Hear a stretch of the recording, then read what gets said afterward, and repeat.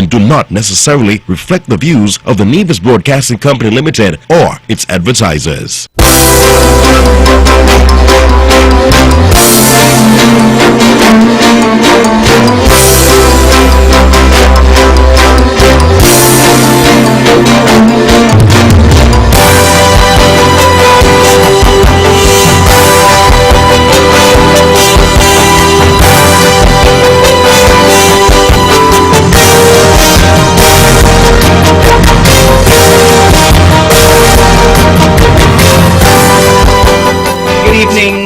Good evening, everyone. It's a lovely, wet, very wet Wednesday evening here in Queen City, Nevis, and it is a beautiful evening nonetheless because we wanted the showers. We needed the showers, and they're here, and so we're very happy. It's a beautiful Wednesday, wet Wednesday evening here in Queen City, Nevis, and it is the 13th day of October 2021, and what do you know, it's the On The Mark program once again on your radio and on Facebook and online and wherever you can pick us up. As I want to say good evening to all the folks who are in tune to the Eastern Caribbean's powerhouse, Vaughan Radio, 860 on your AM dial, www.vaughanradio.com, and of course those of you joining us via Facebook Live, it's good to have you. And those joining us online via the radio station as well. Of course, we say special good night to persons here in the Federation of St. Kitts and Nevis, across the region, and those joining us in the diaspora. It's always such a pleasure to have you in tune and logged on to the Powerhouse. Of course, we know that this is a show that is widely listened to across the Federation, across the region, across the world, all over the place. People tune in. People wait with bated breath on a Wednesday evening for 8 o'clock. Because everybody wants to tune in to On The Mark, and we're so happy that you have decided to join us again tonight. And of course, I'm sure by now you realize this is not the regular host. This is not the Honorable Mark Brantley. He's away on state duty. And I'm sure you've heard a lot about what he's been doing over the past couple of days. So the Honorable Mark Brantley is not here tonight, but I'm happy to be here. Never mind, it's wet. I had to brave the weather and be here tonight. I would have preferred to be home, but you know what? It has to be done. So I'm here tonight to host the On The Mark program. Of course, we go from 8 until 10 o'clock. It's a commercial-free show, and of course, as I always say, it's the most widely listened to, the most popular talk show in the Federation, across the region, and I believe in the world as well. So you are on the right spot. Vaughan Radio, as I said, 860, and of course those of you joining us via Facebook Live, it's good to have you. And well, tonight, of course, I'm sure you realize that I'm wearing my mask. And normally when I'm here by myself, I don't need the mask. But we have to do the protocols, and I do have a lovely guest in the studio with me right now. Well, she's going to be talking to me a little later on, and then later on in the evening, I have another guest as well. There are lots of things happening in Queen City, Nevis. Never mind, we are going through this phase with the pandemic, and so there's still a lot happening. And so we want to keep the people in the Federation and across the region and around the world informed as to what is taking place. And so one of my guests is already in the studio, so that's what I'm saying. I have to keep my mask on so that at least we obey the protocols here at the Caribbean's Powerhouse. And of course, these are the protocols when we are in a room together. And so normally at the top of the hour, we normally do a little bit of housekeeping before I get to my guest. And so I'm going to do that right about now. Once again, greeting all of you who are in tune. It's so good to have you logged on and in tune to the Eastern Caribbean's Powerhouse. We have a lot in store for you tonight, so do not go any place. You stay right there wherever you are and stay with me until 10 o'clock. Okay, well, at the top of the hour, I like to greet persons who are celebrating their birthdays, and I'm going to do that just now. And it is my privilege and pleasure to greet my very good friend, Mr. Bertram Roach up in Hamilton, who's celebrating birthday number 99 today. I went and saw Mr. Roach today, and trust me, he's looking like he's 51. Looking as good as ever at 99. And I told him, listen, Mr. Roach, all you need to do not let go of your bat. Keep that bat in your hand. All you need now is a single. All you need is a single to make that century mark. And he assured me that God will continue to be good to him, and he will keep the bat in his hand, and said, I'm looking forward to coming back to celebrate with you next year on your century mark. And so, Mr. Roach, good night to you. A very, very happy birthday to you. Happy 99th. I know you feel very special. I'm so happy that your daughter Vanessa made it back for your 99th birthday. And so he was surrounded today by family and friends. His brother Spencer Howell, Tessa and Vanessa, and of course those of us from social services. I was there, Honorable Spencer Brown was there as well, and we were so delighted to be with you on your 99th birthday, Mr. Roach. Happy birthday to you. You know, you're a very good friend of mine, and I was so happy to come and visit you today and just to be with you on your special. It's a pity I couldn't stay a little long, but I promise you I'll be back very soon to see you. So Mr. Bertram Roach, 99 today, and I have some advanced birthday greetings as well. I want to say advanced birthday greetings to a very special lady. She lives right here in Bath Village, just a few steps up from Vaughan Radio. Sweet smiling Vera Maloney, making birthday tomorrow. And she's such a sweet lady. Those of you who know Vera would know, such a lovely person. And I believe she's making 21 tomorrow. Vera, happy 21st birthday tomorrow. Hope you'll have a fantastic time on your special day tomorrow. I'll see you tomorrow, Vera. And I have two persons in my constituency who I know will be celebrating later this week as well. I know Louis Walwyn will be celebrating sometime this week. I'm not sure when. But Louis, happy birthday to you. And Margaret Elliott, you'll be celebrating, I understand, on Sunday. So advanced birthday greetings to you. And guess what? My godson, Zaquan Bailey, he'll be making one. He'll be making one on Friday. So I hope his mother have the radio on so Zaquan can hear his name. Zaquan, my godson, happy first birthday on Friday. I know your mom is going to make sure that you have a wonderful first birthday on Friday, come Friday. So all of you who might be celebrating, whether it's birthday or anniversary, whatever you're celebrating, if you have celebrated this week, if you're celebrating today, if you're celebrating tomorrow, and you're celebrating the rest of the week, birthday greetings to you as well. And I also want to say, I know it's a bit late, but I want to say send some belated birthday greeting to two special ladies as well. Mrs. Constantia Concy Brown Williams right here in Bath Village, I like to say from Rollins and Bath Village, celebrated last week. And such a lovely lady, celebrated her 70th birthday, looking as young as ever for 70. And once again, I'm so proud of the way your children treated you on your special day. And sweet, smiling Sandrine Nolan up there in Cold Hill celebrated her 50th birthday last week as well. Sandrine, I believe you're still celebrating. And of course, persons who know you don't think that you are 50. You're looking extra glowing, wonderful for 50. And Sandrine is my sweetheart. So Sandrine, such a sweet girl, happy belated 50th birthday today to you, and I know you had a spectacular time on your special day.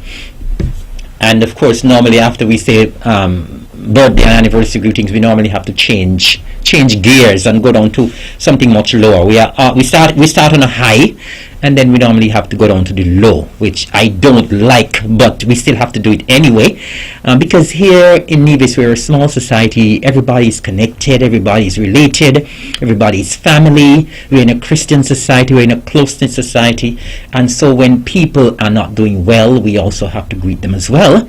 And so I would like to greet persons who might be in hospital, who are not feeling so well at this time. I trust that you're going to continue to feel better. I trust that they're going to say good night to all the persons who are taking good care of you, all the persons who work at the hospital, at the Flamboyant home, at the home in Gingerland as well. Those of you who might be in the home, good night to you, and I hope that you had a good enough day, and I hope you'll have a better night. And of course, we know that a lot of persons are in the bereaved column.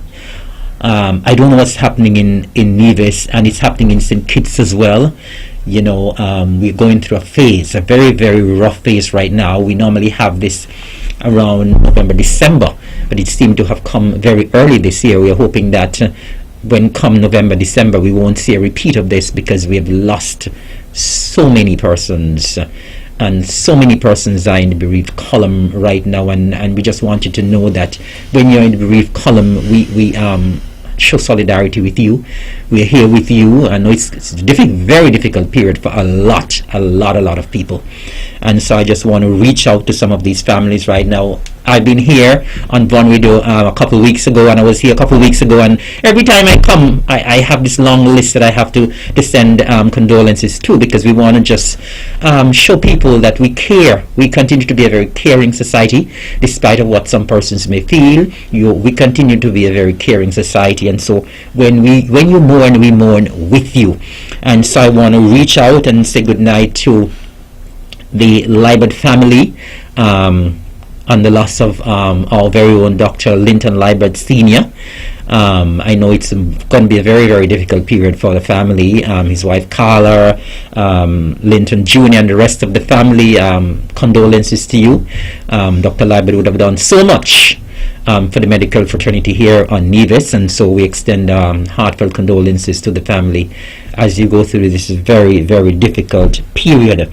And as I said, a difficult period. There's a couple right now.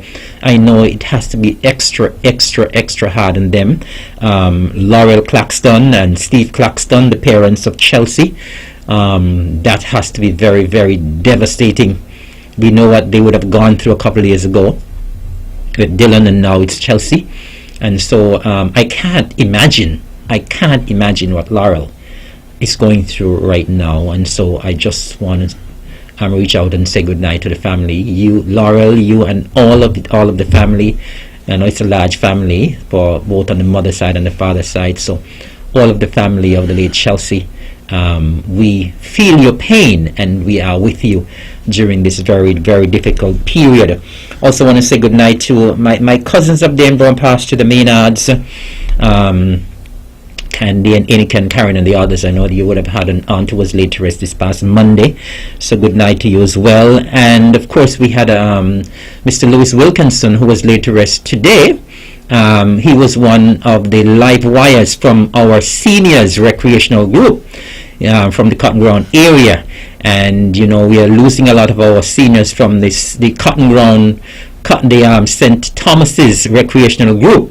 And so I'm saying now that if there are any seniors out there in St. Thomas's who would like to sign up and be a part of the group, you can just call social services, because as I said, we are losing our seniors over in the St. Thomas's parish very, very fast, and the group is now very small.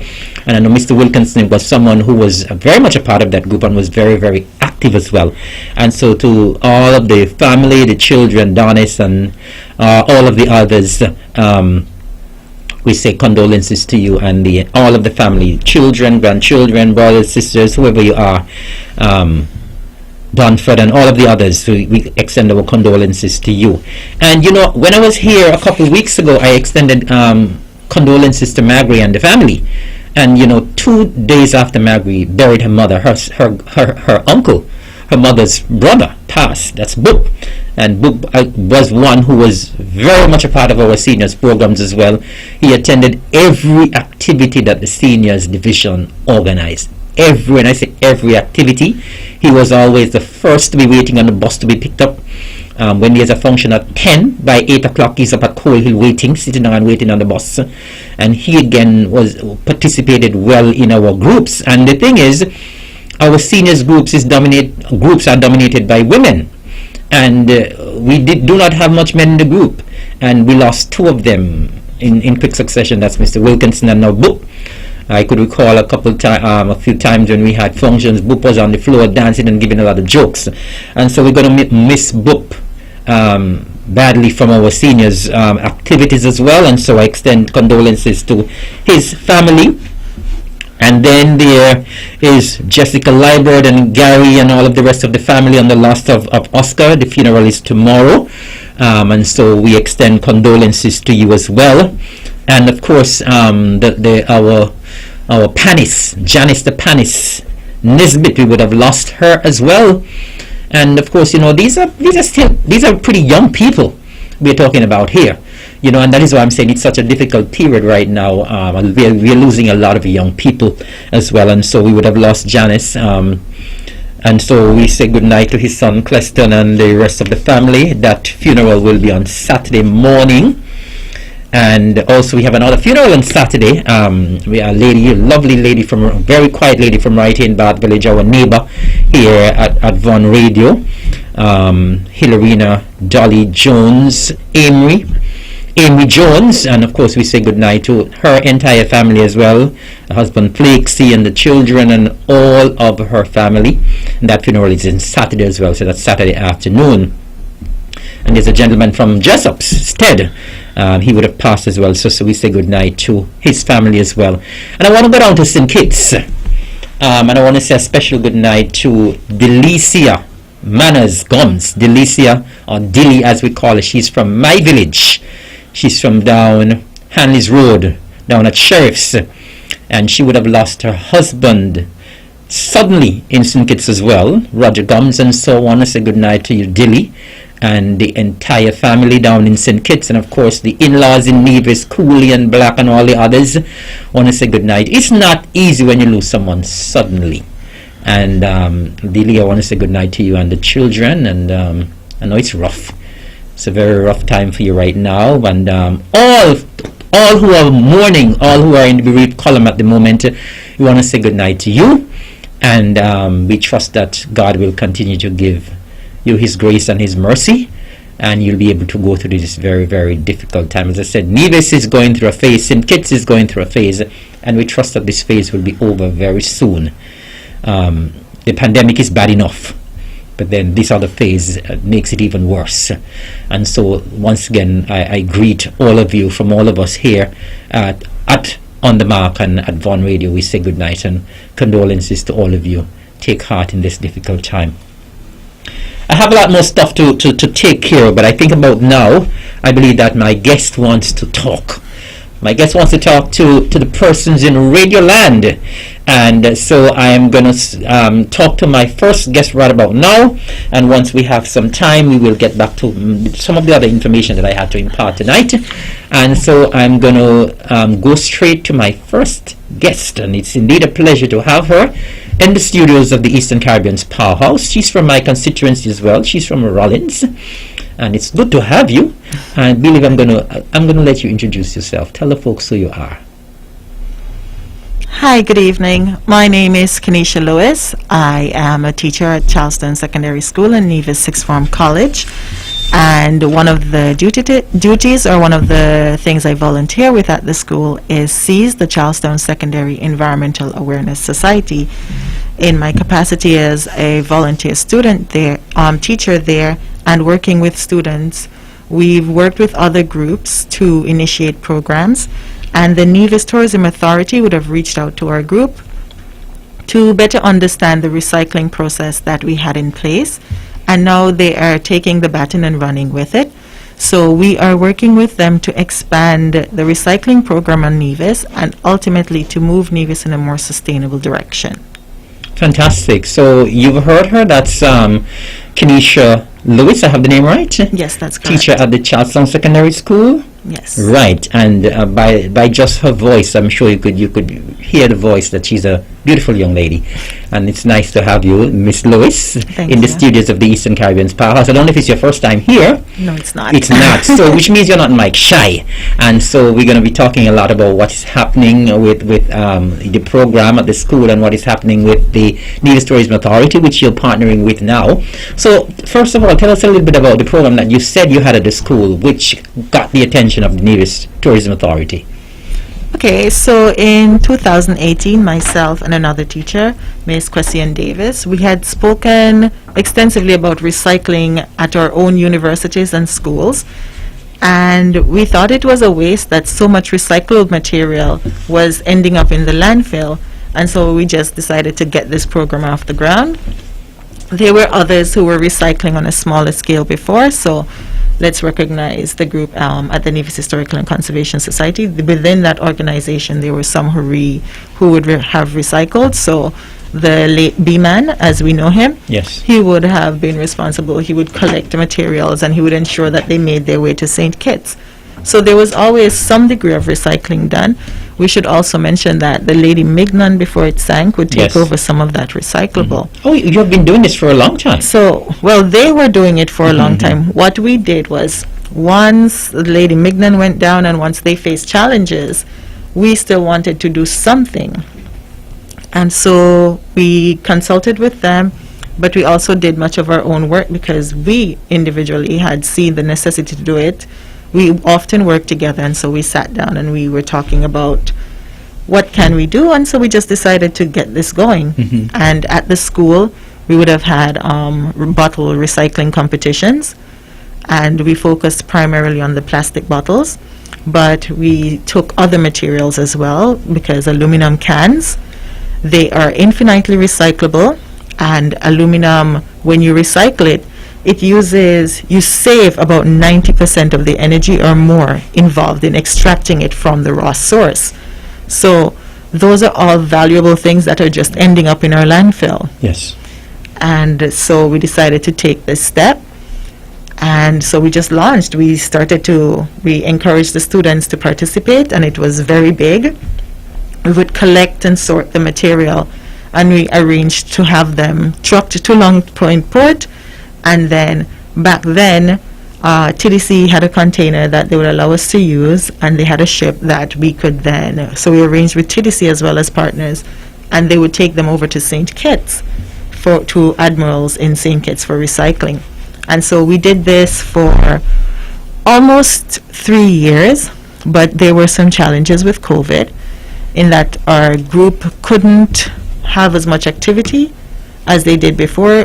Groups are not functioning the same on the school grounds anymore, as well as when TDC would have sold the particular boat that they were using. And so the financial implications of that were too great for us. So we were actually quite happy around the time when Nevis Tourism Authority came along and showed their interest in recycling and expanding it. And so we've been assisting them with that. And we do hope that we can see it grow on the island. Ultimately, our objective is to reduce single-use plastics and reduce our wasteful consumptive habits in general. But at this time, a small measure that we can take is recycling. So when we talk about the energy savings, of course, reducing, never generating waste, never extracting a material from the raw resource is the best approach, then reusing, and then recycling. But right now, we're working on the recycling end, and we hope through education and through other means that we can get persons to reduce, which is our best effort. Fantastic. Well, and this is right up my street, because I guess you know that I'm the Minister of the Environment for the Federation. Yes, I do. And that is one thing that is on our radar right now. We're trying to ban single-use plastics. Yes. And so we've been doing some consultations on Nevis, and we are undertaking certain projects as well in both St. Kitts and Nevis. And so I'm very happy to hear you talking about something like this when it comes to recycling, because I think there's another project that was launched recently, a solid waste management project as well, in collaboration with the Taiwanese embassy, and we will be doing some recycling as well. So I'm happy that at least it would not be something that is totally new for the island of Nevis, something that has been going on for quite some time. But you particularly, what prompted you to get involved in this though? Like I said, we were already doing this. So the teacher and I who initially started it, we both went to universities that recycled. Okay. And for me, when I went to university, I majored in biology and economics with an emphasis on natural resource management. Good. And so with that in mind, the environment has always been very important to me. Great. I have an ally. And because of that, when we launched, it was when we started our own program, and when others showed genuine interest, we were always willing to reach out and assist. Good. And so that's how we became involved, and why we still have some involvement with this program. Fantastic. Okay. I believe you're here tonight to specifically speak to a program or something that was launched recently. Yes. With the Nevis Tourism Authority. Yes. And so maybe you need to tell us a little bit more about that. What is this about? Okay. So the Sustainable Nevis Committee would have actually launched today. Yes. And in doing that, we have a lot of future goals. But the first phase is really to get the recycling going. And so now there's a drop-off point at Long Point, and there are directions along the main road telling you where you can drop off your recyclables. And so the official launch was today. They had an activity that has been recorded. You can check it out online. And so when you're taking recyclables in, those recyclables can be plastic bottles. Most plastics do have some ability to be recycled.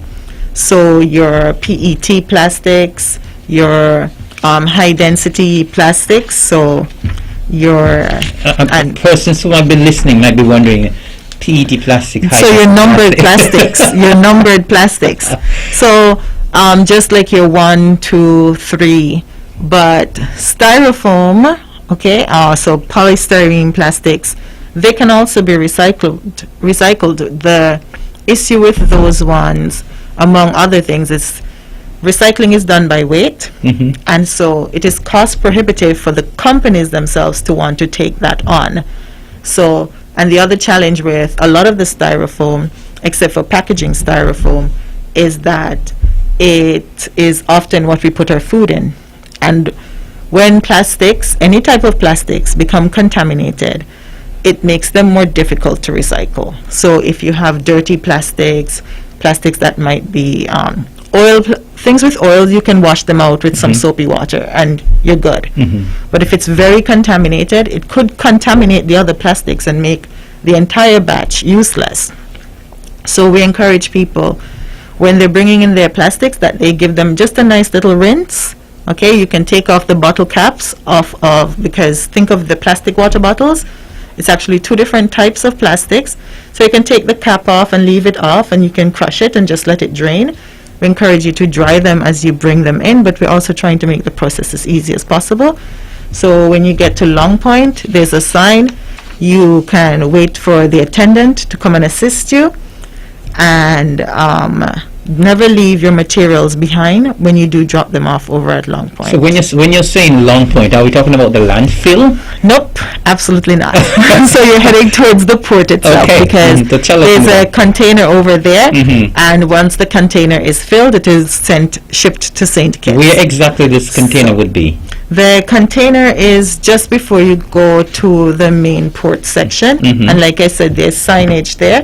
So there's signage saying what can be recycled, and there's signage indicating as you go along the main road towards Long Point, there's signage telling you exactly where to turn off. Okay. So you can drive along the main road. Everybody knows the main road to Long Point, and you'll start to see signs indicating that.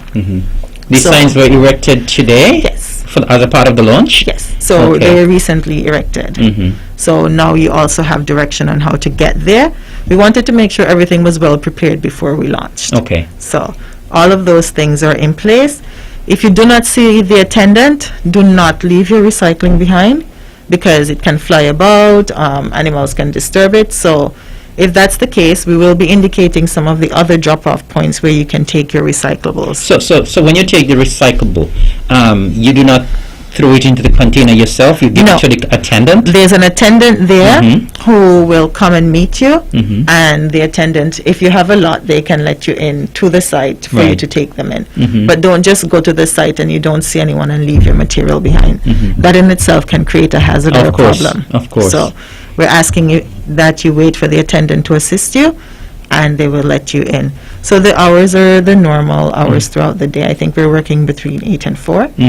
So during those times, you can bring your recyclables. And would it be open on weekends as well, or is it just a Monday to Friday?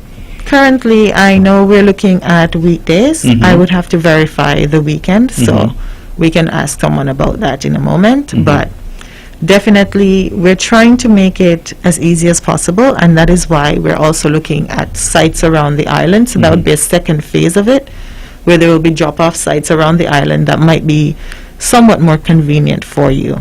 Yeah, so that's the objective. Okay, now we're talking about recyclables. I mean, I heard you speaking mostly about plastic bottles. Is it plastic bottles alone we are looking at here? No. So like I said, plastics, I said there are different types of plastics that can, so it's just be plastics recycled. per se. No glass, no cardboard. We can take glass, but why at this point we are not emphasizing glass, although it can be recycled, is we need to ensure that workers and persons who are handling it are safe. Okay. So we will be treating the glass separately. But remember I mentioned, for example, aluminum. So absolutely bring in aluminum. And it is not limited to plastic bottles, but that's usually what people visualize, which is Yes. why I'm emphasizing that. So your shampoo bottles, your milk bottles, your everything like that, give them a rinse. The oil jugs and all these other things, you can give them a rinse and bring them in. PVC, that we know is also recyclable. Bring that in for us. So many of these plastics are recyclable. Then you have your metals. Most metals are very energy saving when we recycle them. Like I mentioned at the start, aluminum, for example, when you recycle aluminum, you can save more than 90% of the initial energy that you would have put into the recycling. And so we encourage people to bring in those aluminum cans that have your drinks. Glass can be recycled, but glass comes with some challenges. Yes, it does. So not only the challenge of the persons handling them, but also the energy savings for brown glass, for example. It requires a lot more energy to get that melted down and processed again. So it's not impossible. There's still savings rather than going and getting the raw material. But right now, one of the challenges is just making sure it's handled properly, and for that we need to take a second phase in our project proposal. But yes, your metals, definitely. That includes your cans with your spaghetti and meatballs or whatever else you have Yes. inside of them. Yeah, and all the other metals that you can think of, because a metal is made strictly of metal. So the hours are Monday to Friday, 9 a.m. to 2 p.m. actually. Okay. Okay? Yeah. Okay, fantastic. Monday to Friday, 9 a.m. to 2 p.m. Yes. And you also mentioned at the beginning that you launched a committee as well. Would you want to enlighten us as to like what organizations or who might be a part of this committee? So at least if persons need more information on this committee and more information on the recycling, who they can contact. They may not be able to reach you at the same time. They may not be able to reach someone at the Nevis Tourism Authority. Okay. So I'm sure people would like to know who are your collaborating partners. Okay. So we do have the Nevis Tourism Authority. We do not have an actual physical space set up, so to reach out, you can always call 469-7550 for the Nevis Tourism Authority. But some of the other groups and members that are on the team would be WINA, NHCS, Nevis Clean and Green, and SEAS, like as I mentioned earlier, the Charleston Secondary Environmental Awareness Society, are some of the groups, and then we have other stakeholders who are contributing, and we are looking for others who we know would be partners and who are stakeholders, because to be honest, everybody in Nevis, St. Kitts and Nevis and around the Caribbean, are stakeholders to this issue we have with with plastics. We need all hands on deck. We need all hands on deck, definitely. But then there are individual groups and organizations who face more of an issue, like fishermen and all those persons, fisher folk. So it's important, and those who do agriculture. So it's important that we start to integrate other groups, and so we are reaching out to other organizations as well. But we did start with those particular groups. Fantastic. And I'm assuming that these groups, as part of your council, part of your committee, will be doing their own outreach to make sure that persons are aware of what's happening as well. Because a lot of the times when good things happen, we don't know. When bad things happen, news fly all over the place. You know, people hear they like rumor, they like juicy news, and a lot of the times they like false information. But when good things like these are happening, the message seems not to get out there. And so I am assuming that these other committee members will be helping in terms of promotion of what is happening with this recycling project. Yes, so they are absolutely, because they have their own members, and just like you think of word of mouth, they have their members reach out to others, and so we're getting the information out there slowly but surely. The more investors we have in this project, so government and policy, the easier it will be to get this moving forward. Supermarkets and other groups are coming on board, and we have been reaching out to them. So just in terms of how customer service will interact with you at the front desk, so rather than at your checkout point, so rather than just slap your stuff in a bag, they may ask you if you need the bag, because many people do say no if they're just getting one or two items. So that's the first step along the way, and then we're encouraging and many of the supermarkets have now started to think about coming on board, and some have come on board with this, offering or encouraging persons to use the reusable bags. So those are some options as well. And so these are things we're doing. Well, I'm very happy that you mentioned the supermarkets, because I was just going to ask you, because the supermarkets are one of the major players where this is concerned in terms of plastics and that sort of thing. So I was hoping that the supermarkets are on board, because of course we need to reach out to them, speak to them about the importance of even selling reusable bags for a small price, so customers can take their reusable bags to the supermarket, because sometimes people come out of the supermarkets with like 10, 15, 20 plastic bags. So I'm happy that you said that the supermarkets are getting on board, and I'm assuming that you are in relatively close contact with them.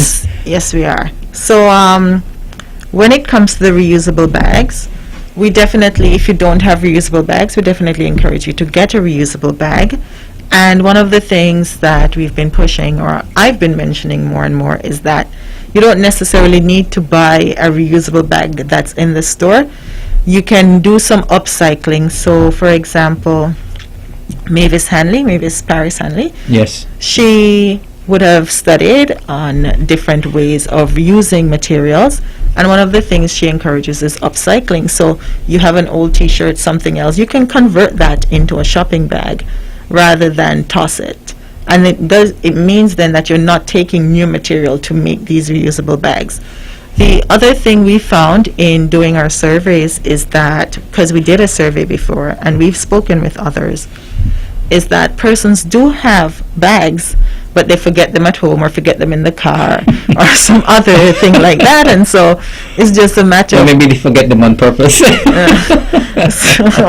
it's just a matter of building it into our consciousness so that we are thoughtful about it and we know, okay, I'm going to the store, let me take my stuff with me, or let me keep them in the car or fold it in a bag that I take with me. So these are things we absolutely need to consider, and why we emphasize the particular slogan we're looking at is do something drastic, reduce single-use plastics. Oh, I love that. Yeah. Do something drastic, reduce single-use plastics.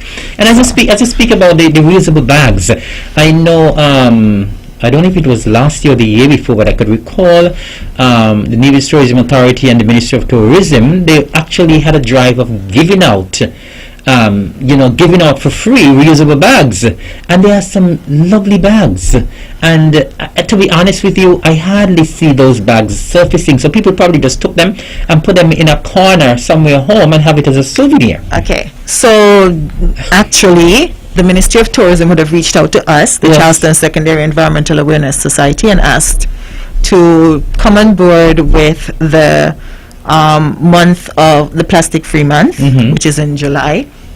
And so one of the things that they did look at and we talked about, and some of the bags would have been sponsored by RAMS and bought at a reduced rate, was the distribution of bags.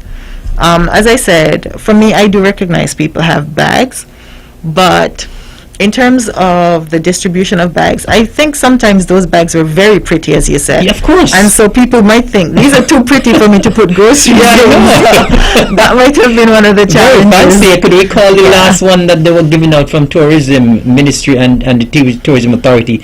It's a nice bag marked Nevis. And it was a really nice, pretty bag, and people probably just want to hold it home as a souvenir. Yeah, so people are hanging on to them, gifting them, whatever it is. So I think sometimes it might have been too nice for that kind of activity. But definitely people, even before that, people have bags. At the same time that we were giving out those bags, we would have been doing a survey. So there were persons there talking with shoppers and asking them about their understanding of plastics, the impact on the environment. And our people are very educated.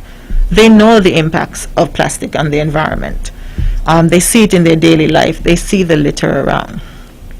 But sometimes it's the convenience of the plastic, or the fact, like I said, well, it's just there and they're putting your stuff in the bag, so you just go along with it.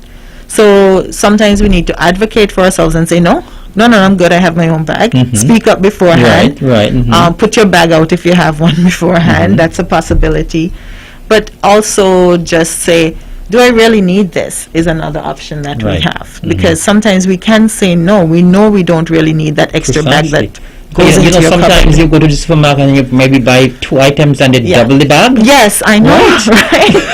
That's another, I'm like, and so I understand why, but they pre-double the bag sometimes so they Right. can go quickly. And so Precisely. you're getting this one little lightweight thing and there it goes in a bag. It's like Amazon packaging. It's overdone. But yeah, so we really do need to advocate for ourselves. And when we see persons, we just say, no, thank you very Right. much, but I don't need the bag. Precisely. So I usually just say when I go up that I have my own bags, or say I will not need a bag. Good. And that helps with reducing the amount of plastic bags. Because lots of people now have cupboards full of plastic bags that fill with plastic bags that fill with plastic bags. Precisely. And ultimately you just toss them. I know. You don't need that many as garbage bags. I So know. we can start to moderate our behaviors. Of course. And I mean, the moderation of the behavior, it starts with all of us, because those of us who are going to the supermarket, of course, the supermarket, the ladies, the attendants, they're being kind, giving you a lot of bags, but we don't.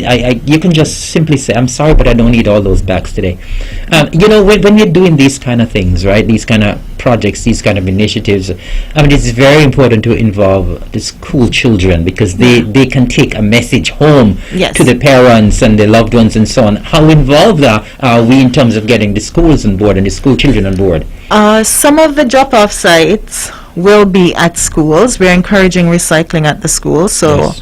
there has been some outreach in some cases, and we plan to reach out to all the schools and see who we can get on board as secondary drop-off sites. But in 2016, we looked at revamping our education system. And in considering that, we wanted, as we said, a holistic citizen.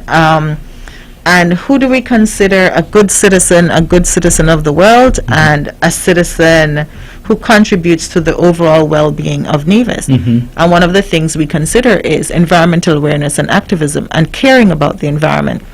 And so as changes are being made to the curriculums from primary school through to high school, even preschool to a degree, there is an introduction, a component of environmental awareness. It is necessary. That's music to my ears. Yeah. That's music to my ears. Because currently the task seems overwhelming. It is. But with inaction, it will become monstrous. Precisely. And then it will become Herculean. Indeed. And, you know, at that point, what can we do? So it's best to take action now.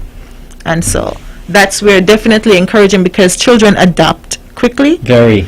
And they do, as you say, take this information home, and they say, "Mommy, don't do that. Mommy, Precisely. why?" So it's very important that we have that outreach, and so there are attempts being made to get that done. Indeed. And you know, I always say that my heart bleeds when you pass by the beaches and you see the state of the beaches. It's horrendous. I mean, I don't know why people go to the beach to And have a then- little lime and they leave all of their garbage there. I wonder why. Where is our national pride? I mean, you would not do that. You wouldn't leave your house in that condition. So why you want to leave the beach in that condition? You know, I don't understand. I really don't. Okay, yeah. You don't try to place logic on things that are illogical. It just causes you headaches. So some things you try to modify the behavior in other ways, but don't ask the why of it. Yeah. Well, listen, Miss Lewis, we still have a little bit more time and we could continue. When it comes to the environment now, I've become very, very, very passionate about this thing right now. And I could continue to talk all night about the environment. I mean, you know, since I became the Minister of Environment, I've just been very, very passionate, and I don't like to see people littering at all. It aches me. But I understand that you have some giveaways as well. You're here tonight, and you didn't come empty-handed. So I understand that you have some giveaways too. Yes, we absolutely have some giveaways. So there will be 5 questions, and we have 5 different giveaways. So we're looking at Buddy's Restaurant and Pizzeria. So you can get a small cheeseburger pizza. Wow. Yachtsman Grill, lunch for 2 with a value of about $100 US. $100. Yeah. Sounds good. Wilmer's Diner, so breakfast for 1. Buju's Place, lunch for 1. And Turtle Time or Indian Summer, you can spend it either. EC 150 voucher that can be used at either restaurant. And we would like to thank the persons who sponsored that, but there are also others that we have to mention. So, for example, Lefco. Yes. They would have been the ones to donate their container. And then Stephen Hector, whose company is facilitating the actual transfer of the recyclables to St. Kitts. Nice. And Water Department as well is providing the space. And then Kervin Patras Wilkins for making sustainable Nevis signs. So a lot of persons have made small contributions or large contributions in one way or the other to getting this program going and to looking at making Nevis way more sustainable. Great. Well, I'm happy to hear that. I'm happy that so many partners and collaborators are coming on board, because we really need to have, and you know, as I said on the weekend there, we had a cleanup in St. Kitts. We don't need to just have St. Kitts Nevis clean for our tourists. We need to have it clean for ourselves. Yes, I think we should We need to have it prioritize clean for ourselves. ourselves first before we even think about the tourists. Yes. Okay, so you have our first question? Okay. So our first question tonight would be to name 2 types of plastics that are easily recycled. So that's our first question tonight. And what will the winner of that person? The winner of that question prize, the winner for that one will get Buddy's Restaurant and Pizzeria prize, a small cheeseburger pizza. be? Okay, fantastic. And could you repeat that question? So name 2 types of plastics that are easily recycled. Name 2 types of plastics that are easily recycled. And I know that persons have probably gone straight on Google. That works for me. However you get to the answer. Google is our best friend at the moment, and so a lot of people, once people hear a question on One Radio, everybody runs to Google to get the answer for the question. And so remember, callers, our numbers are 869-469-1616 or 1700. You're calling with, it's a very, very simple question, and you get a cheeseburger. Yeah, cheeseburger pizza. Okay, from Buddy's. I want to say good night to our good friend there at Buddy's, the management and staff at Buddy's Restaurant. Of course, we want to thank all those who would have partnered with the Nevis Tourism Authority. And we think we have a caller online. Good evening, caller. You're live and on the mark. Good evening, caller. You're live and on the mark. Could you listen to the phone and not to the radio or to the computer, please? Hello? Plastic bottle and plastic cup. Hello? Plastic cups and plastic bottle. Plastic cups and plastic bottles, Miss Lewis? Okay. So the Sounds like a person question, left. the question wants you to be more specific. So it says types of plastics, not examples of the plastics. So earlier I would have mentioned certain types Yes, of you did plastics. mention some types of So plastic. 1, 2, and find out what those particular types of plastics are. So it's not examples of plastics or like plastic bottles or plastic cups. The types of 2 types of plastics. Do your research and call in, and you'll get a lovely prize. All right, and of course, if you're just joining us, it's the On The Mark program, and we are speaking to Miss Kenesha Lewis, and we're talking about a particular project doing some recycling of material here in Nevis, and of course, it's they would have had a launch with the Nevis Tourism Authority today that would have taken place at Long Point. Am I correct, Miss Lewis? Yes, you're correct. Right, and so we're talking about recycling and this particular project, and so they have some questions now where you can win some lovely prizes, and maybe you can repeat that first question for the persons who are listening. Okay. So once It's not more, that difficult. now once more, it's name 2 types of plastics that are easily recycled.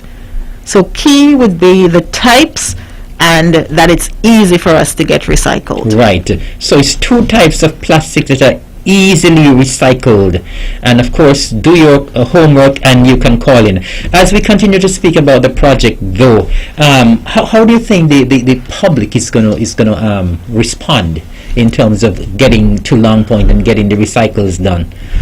Like I said, we will be emphasizing some of the other drop-off points. One of the drop-off points, but we need to get it fully sorted again, so that information will come out soon, will be at the Charleston Secondary School, where persons were dropping off before. But there are limits to dropping off there because it can only be during the time when school is open. There was some drop-off done when we had the shutdown and when school was closed. Right. And that leaves the material to fly around the place, and it also leaves it vulnerable to sun exposure and plastics photolicize. They break down in the sun, so you can see them falling apart and crumbling. We have another call online. Hold your thought. Good evening, caller. You're live and on the mark. Good evening. Yes.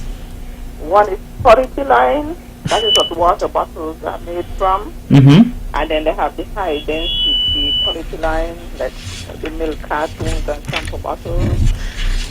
Okay. From. Yes. Okay, perfect. Thank you. So, polyethylene, tetraethylene, that's the PET, so that's what she was describing. And then the high density polyethylene Yes. that also can be recycled. And then the low density ones as well and others. Yes, thank you very much. Very good. So, so she's correct. Yes, she's correct. So we just need her name. Yes. Hazeline Huggins. Hazelyn Huggins? Hazeldine. Hazeldine Huggins. Okay. Thank you very much, and we'll get in contact with you. So, take the number. Right? Could we? I think they'll need to get your number, Hazeldine. 663-5049. Thank you. Thank I you think very she has much. it. Thank you very much, Hazeldine, for calling in, and congratulations. Okay. Bye. Enjoy Well the done. prize from Buddies. All right, I think you have your second question ready. Yes, we're ready. And okay. So earlier I would have mentioned the slogan of the Sustainability Group. Mm-hmm. So what is the slogan of the Nevis Sustainability Committee? Mm-hmm. If you all were listening, you all would have heard the slogan. What is the slogan of the Nevis Sustainability? Good evening, you're live and on the mark. Good evening. Yes. Okay, I'm calling to answer the question. That's the second question, I assume.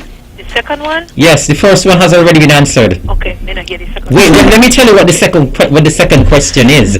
What could you call the second question, Hazel?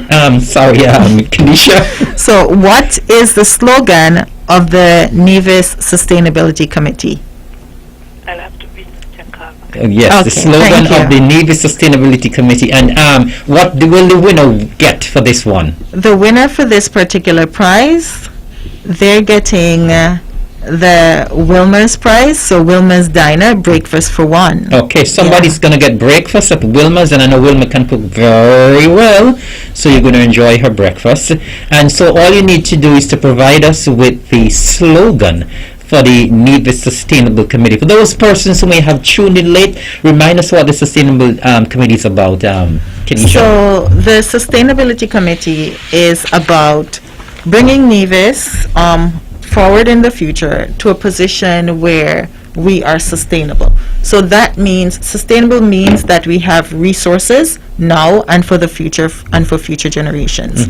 It means that resources are intact, so we can enjoy them now and we can enjoy them in the future.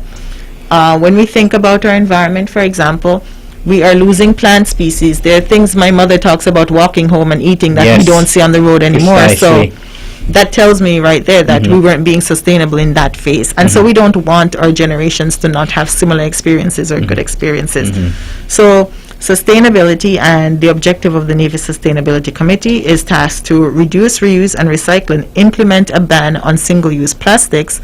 But we have other ambitions along the way to gear Nevis towards being a sustainable, St. Kitts and Nevis ideally overall, but to gear us towards being a sustainable society. Yeah. You had a launch today, but I'm assuming that the committee was in place long before the launch. The committee was in place before the launch. The first meeting we had would have been sometime towards the end of April or early May. Yes. And then there were regular meetings every 2 weeks or so, or sometimes more, and lots of updates and emails and stuff. To Okay, we have a call online. Let's hope we have the right answer this time. Good evening, you're live and on the mark. Good evening. Yes. The slogan Yes. is be drastic, recycle plastic.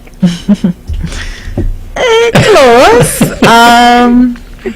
I guess. Do you want to do that? Okay.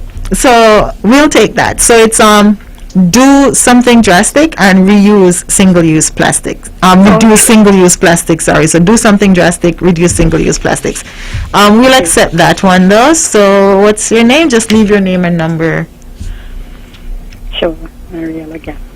Could you speak a little louder? Mariella Gaskin. Mariella, why are you talking so soft? How you doing? Sorry, I didn't want to get to near to the other one too. Okay, they will need your number because they'll need to contact you, Mariella. Sure. Mm-hmm. Okay. You give it on the air? Yes, please. Oh, 661 Mm-hmm. 3323. Thank you, Mariella. Congratulations, and I hope you're on board with us with this recycling and getting rid of all of the single-use plastics. Trying to do my part. Yeah. Good. Thank you. You have a good night. You too. All right. Okay. Well, we've had 2 winners so far. We're looking for 5 winners, right, Ms. Yes, Lewis? we are. And so we're ready for the third question. So, this one, listen carefully. It's a long question, but the answer is very simple. Okay. So, name a material that saves greater than 90% of the energy when being recycled compared to extracting the raw material from the earth. This material is also considered to be infinitely recyclable. That means that we can recycle it over and over and over. Plastics have a limit to how many times they can be recycled.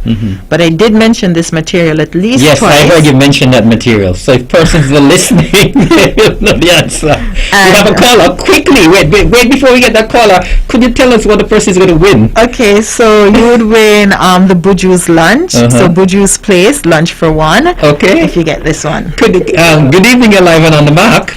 Hello, good evening. Yes. You have the answer for us? Aluminum? Correct. Wow, Yes, you were yes, you're correct. You were listening. Could you give us your name, please? Forrester. Hello?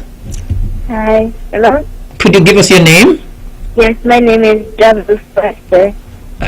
You're breaking up a bit. I didn't hear that. Did you hear that, Kanisha? Not very well. I think it's jazz something. Could you say your name again? Javel Forrester. Javel Forrester. Yes. Okay. Okay. Thank you very we much. need your number so we can contact you. 664-2209. Thank you Thank very you much very and much. congratulations. Congrats. All right. Well, people are winning. They've been paying attention. Yes, congratulations. We have 3 winners so far. We're still looking for 2. Yeah. What is the next question? Okay. So I would have said something about the 3 R's, and everybody knows the 3 R's. Yes. I can tell you them just to make life easier. So the 3 R's, as we know them, are reduce, reuse, recycle. Right. Beyond recycling, there's some other measures you can take that are more technical, but we're trying to reduce material that ends up in our landfill and trying to make them be as productive as possible. So the question is, of the 3 R's, which is more environmentally friendly? And for this one, this is the Turtle Time Indian Summer voucher. So EC $150 that can be used at either restaurant. So once more, of the 3 R's, which is more environmentally friendly? Okay, very easy question. Of the 3 R's, which one is more environmentally friendly? We have a call online, and this is something that you can even guess. So, good evening, you're live and on the mark. Hello. Recycle. No, recycle would not be the most environmentally friendly of the options. We're sorry, you're incorrect, so we'll give somebody else another chance. Do we have another caller? Good evening, you're live and on the mark. Please listen to the phone and not to the radio or to the computer. Hello? Hello? Yes, good evening. Reduce.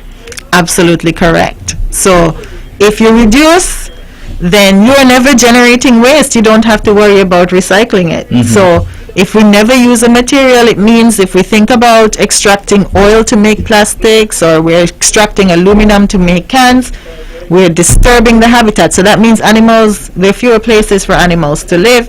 We have to convert that material into something that is then usable. That takes a lot of energy. So the most environmentally friendly approach is to reduce our consumption of these materials, to never demand them, never buy them, never utilize them Great. in the first place. Okay, could you give us your name, please? I am Marjorie Walker. Yes. Hi Marjorie, can you leave a number for us to contact you? Yeah, yes, 469-2698. Okay, thank you very much Marjorie. Have a good night. Yes, And congratulations to you.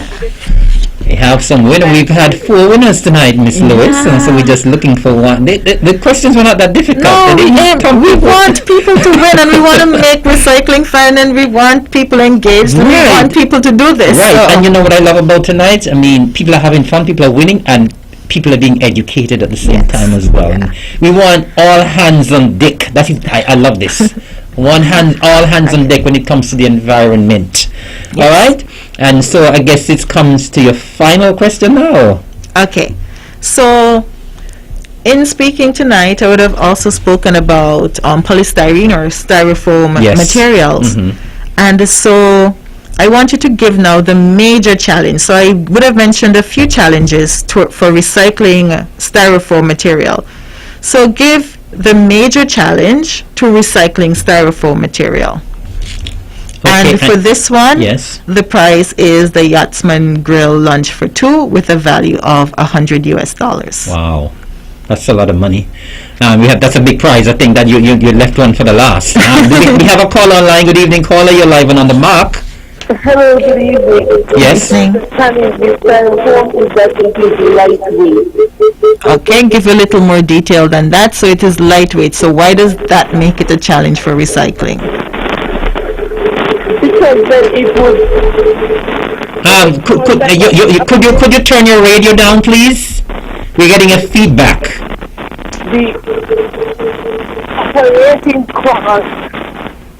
the operating cost for doing the recycle is much more than collecting it to recycle it.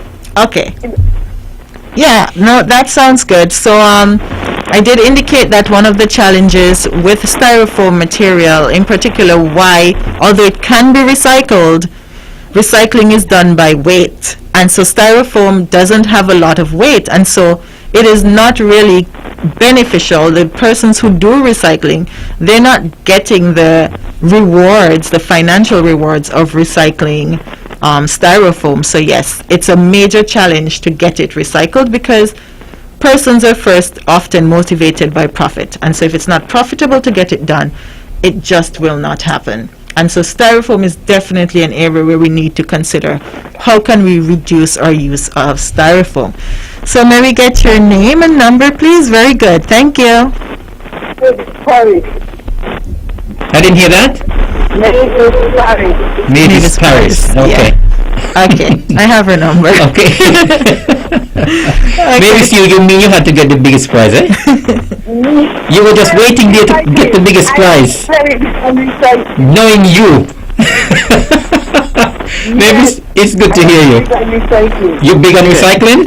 Yes, Fantastic. So that's why you had to get the biggest prize. yes. Okay. All right. Thank you very much, Mavis, for calling in. And we want to thank and congratulate all 5 winners. As I said, Miss Lewis, the questions were not that difficult. Nicely tailored, and we had 5 winners. And we want to congratulate you and hope that you will enjoy your prizes. Okay. And of course, I'm sure you want to thank the persons who donated the prizes again. Absolutely. So again, we want to thank our sponsors. So we are looking at thanking Boddy's Restaurant. We're looking at thanking Yachtsman's Grill, Wilma's Diner, Buju's Place, Turtle Time Indian Summer Yes. as well. And then our partners who have been working diligently over the past few months. And again, Lefco for the containers, Yes. even Hector for transporting the material, and then Water Department for providing us a space, and Kervin Patras Wilkins for the sustainable Nevis signs. Fantastic. So many persons have contributed already, and we hope that the entire Nevision population will get on board. Fantastic. Anything else you want to tell us before you leave, Miss Lewis? It's so refreshing hearing about the environment. So what I want to leave us with is that we all have the capacity to make small changes. Yes. We should all consider our impact on the environment and the legacy we want to leave behind. And so we're starting very small. And as I said, for now, our slogan will be, do something drastic. Reduce our use of single-use plastics. Do something drastic. Reduce? Our use of single-use plastic. Reduce the use of single-use plastic? Yeah. Okay. All right. Got to do something drastic. All right. Yeah. Ms. Lewis, anything else before you go? That's it. I want to thank everybody for participating tonight. I want to say this has been a fun experience. Thank you for having us. Of course. And Anytime. we look forward to working with the public, reaching out to others. Yes. And there's so much we can all do Together. to Yes. make this successful and to make Nevis a place that we are proud to live in, to make Nevis a place for the citizens, so that we will be happy, healthy individuals. Indeed. Because unfortunately, some of these things can affect the quality of life and our Indeed. health. So Indeed. these are things we all want to do together. I want to thank you so very much for choosing to come on the map and choosing to come when I'm hosting. It's a pleasure having you, and I think the general public would have learned so much tonight, and of course you would have rewarded some of them as well. So thank you, and continue the great work. Anything to do with the environment and keeping us safe, I'm so very happy about. So thank you so very much. It's right up my You're street. welcome. It has been my pleasure hosting you tonight. And I you. wish you all the very best in the rest of your work with the recycling and with the committee as well. Thank you very much. Thank you. Thank you. So we want to thank our first guest for tonight, Miss Kenesha Lewis.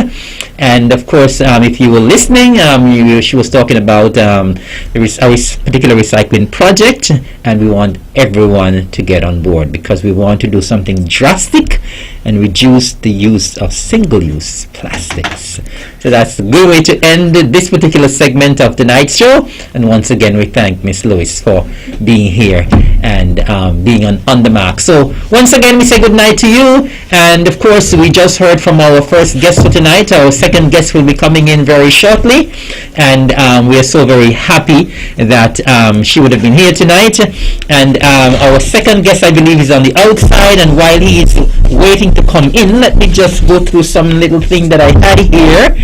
Of course, for the past months, we've been plagued by the COVID-19 pandemic, and normally on the mark on a Wednesday night, we normally give you a little indication as to what has been happening with regards to the COVID situation report here in the Federation of Syndicates and Nevis. And so I just want to enlighten the listeners and the viewers right now in terms of what the situation is at the moment, what the situation has been for the past 24 hours. And as of Tuesday, the 12th of October, 2021, the situation in the Federation of St. Kitts and Nevis, for the past 24 hours, we've had 31 new cases in the last 24 hours. Right now, we have a total of 1,001 active cases, and that don't sound good. 1,001 active cases for small St. Kitts and Nevis. We've had 1,444 recoveries. I don't like reading this part at all. We've had 21 deaths. 21! And I mean, I was here a short 3 weeks ago. And when I was here on the 22nd of September, we had only 10 deaths. Only 10 when I was here on the 22nd of September, just 3 weeks ago. So within the past 3 weeks, we've had 11 deaths. That's not good. I was listening to the situation report this afternoon, and I think Dr. Wilkins said for the past 3 days, we've had a death per day. This absolutely cannot continue in the small Federation of St. Kitts and Nevis. When at the top of the show, I was talking about so many persons who are in the bereaved column. Most of these persons have not gone because of COVID. And to add to that, 21 persons from small St. Kitts and Nevis, smallest independent nation in the hemisphere, 21 deaths can't be good. We have to do something. We just heard about doing something drastic. We have to do something drastic. You all need to go out and take the vaccine, please. And for the Federation of St. Kitts and Nevis, we've had 2,466 total confirmed cases. And we will zero in on Nevis now. For the past 24 hours, we've had one new case, thank God. I hope it continues to be 1 or 0 going forward, and for the whole Federation as well. We have 110 active cases for Little Nevis. 110 active cases for Little Nevis. That doesn't sound good. We've had 282 recoveries. We have 1 or 2 current, I think, well, when I saw the situation today, they said 1, but I think when I heard Dr. Wilkinson said this afternoon, there were 2 hospitalizations In Little Nevis, now we have 3 deaths because of COVID. We've had 394 total confirmed cases. And, these figures have been climbing very, very fast because, we were stuck at, I think it was 24 for a very, very long time. And then the numbers just keep climbing and climbing and climbing. And worldwide, we've had over 238 million confirmed cases, and we've had over 4.8 million deaths. Did you hear that? 4.8, and people still want to say COVID is a hoax and COVID is not real. If you're saying that, you're not real. Simple as that. All right? And as I said, the numbers for the Federation of St. Kitts are not looking good, especially when it comes to the deaths. 21 deaths for a small place like St. Kitts and Nevis. We never thought that we will reach this far. We never thought we will reach here. But for us to have 21 deaths and 10 or 11 within the past 3 weeks, that is something for us to take stock of. And, people are still not taking this pandemic seriously, even though we've had 21 deaths. So I'm really hoping that because of the statistics that I've just read out here tonight, that persons are going to take stock of their lives. Do what you have to do. Wear your mask, hand sanitize, social distance, and most of all, please, the vaccines work. The evidence is absolutely clear. The vaccines work. All over the world, over 90% of the persons who are dying and who are catching COVID are unvaccinated. You can't get it any clearer than that. Cannot get it any clearer than that. So we are asking persons here in St. Kitts and Nevis, we're asking you to continue. Please, we want to thank those who would have done what they're supposed to do and taken the vaccine. And we're asking those who are still hesitating, please, do your research. Don't listen to the garbage. Don't listen to the nonsense. Don't listen to the foolishness that you're hearing on Facebook and on WhatsApp and, Listen to the scientists, listen to the doctors, listen to the persons who can speak with authority. Please, take the vaccine and let us move on here in the Federation of St. Kitts and Nevis. You're listening to On the Mark, the most popular talk show in the Federation of St. Kitts and Nevis. And if you're just joining us, it's nice to have you in tune. And of course, it's a lovely Wednesday evening. It's wet. It's wet here in St. Kitts and Nevis. We have been bawling and bawling for rain. It has been very, very hot these past days and months. I was lamenting the other day because I said normally in September and October we get a lot of rain. This has been a very dry September. Very dry September. I don't think we've had a dry September in a very long time, and this was a very, very dry September. And so we were crying out for the rain, and thank God, God heard us. The Lord heard us, and He opened the heavens. And so last night we had some lovely showers. Today we had some lovely showers. Tonight we had some lovely showers, and we are so thankful because apart from the fact that it was dry, it was hot as well. And so we're getting a cool down. We're getting a double. We're getting some rain, and we're getting a cool down as well. So thank God. Okay? High note of praise to Papa Jesus. Thank you. We hope that we'll continue to get the rain. And it's now 13 minutes after 9. Time is running, slipping away. And I know we normally have 2 callers with the scripture and the thought.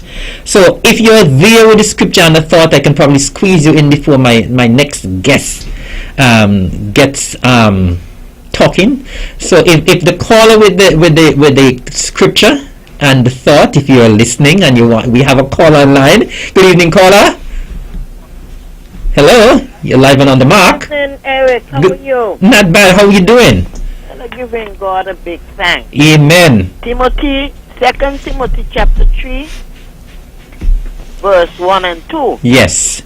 This know also that in the last days perilous times shall come. Oh, yes. For men shall be lovers of their own self, covetous, boasters, proud, blasphemers, disobedient to their parents, yes, unthankful, and unholy.